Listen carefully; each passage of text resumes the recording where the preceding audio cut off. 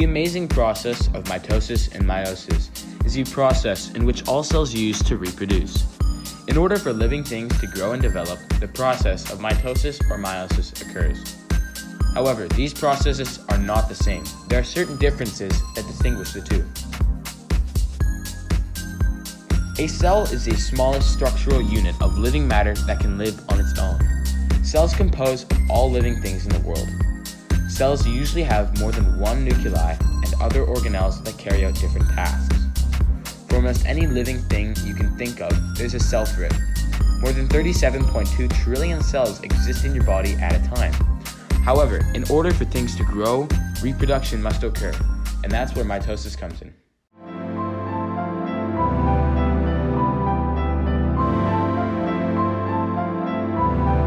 There are two types of cell reproduction: asexual and sexual. Mitosis is a process of bonding asexually, meaning that there's only one parent cell required to create new offspring. Through a series of stages, the parent cell will copy its own DNA and nucleus and split itself into two new cells, identical to their parents' genetics. Me and a team of expert scientists took samples from the tip of a growing garlic root and surveyed them in comparison to 3D models that I created based on charts and graphics of already recorded examples to get a first-hand look at the experience of mitosis. In interphase, the cell is in its normal state. The chromatin is stored inside of the cell's nuclear envelope. In stage 2, prophase, the chromatin dissolves into chromosomes and the nuclear envelope breaks down. In metaphase, the chromosomes line up against the metaphase plate, which is the equator of the cell. Anaphase, sister chromatids are pulled to the opposite poles of the cell using fibers. Telophase, the nuclear envelope reforms, and the chromosomes unfold into chromatin.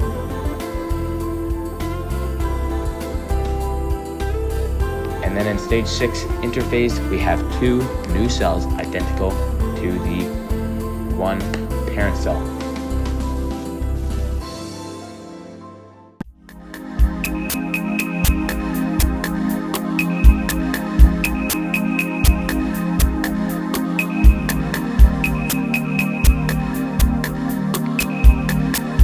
Meiosis is another form of reproduction. Similar to mitosis, both reproduction processes take place in the cell's nucleus and both share the same stages. However, contrary to mitosis, meiosis requires two parent cells, and because of the sharing of chromosomes between these two parents, the daughter cells are genetically different from their parents. To get photos of meiosis unfolding would be difficult, much more difficult than chopping off the tip of an onion root. So in order to understand the process, I created some 3D models of each stage based on, again, charts and diagrams. As you can see from the chart, meiosis results in 4 daughter cells. So there's 2 different parts of meiosis. Part 1, meiosis 1. As you can see, these stages are quite similar to mitosis, where the chromosomes line up at the center and are pulled apart by fibers. Now, instead of mitosis copying its chromosomes and then splitting, the chromosomes in meiosis are switched around, containing different quirks from both parent cells to chromosomes. They split into 2 as mitosis would be, but meiosis is different because meiosis 2 has the same stages as meiosis 1, prophase, metaphase, anaphase, telophase, but they split once more in the same way that meiosis 1 would have.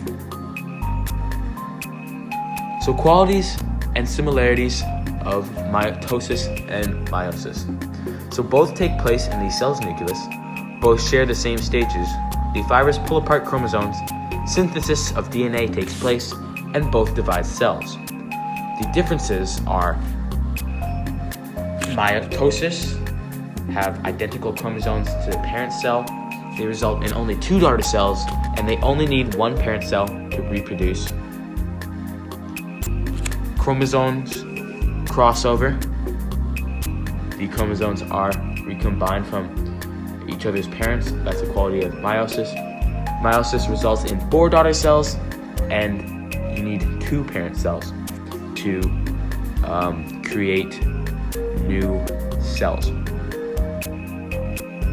Congrats! So if you're paying attention, you now know the stages of the 2 processes, what they accomplish, and the similarities and differences between the 2. Thanks for watching, and have a great day.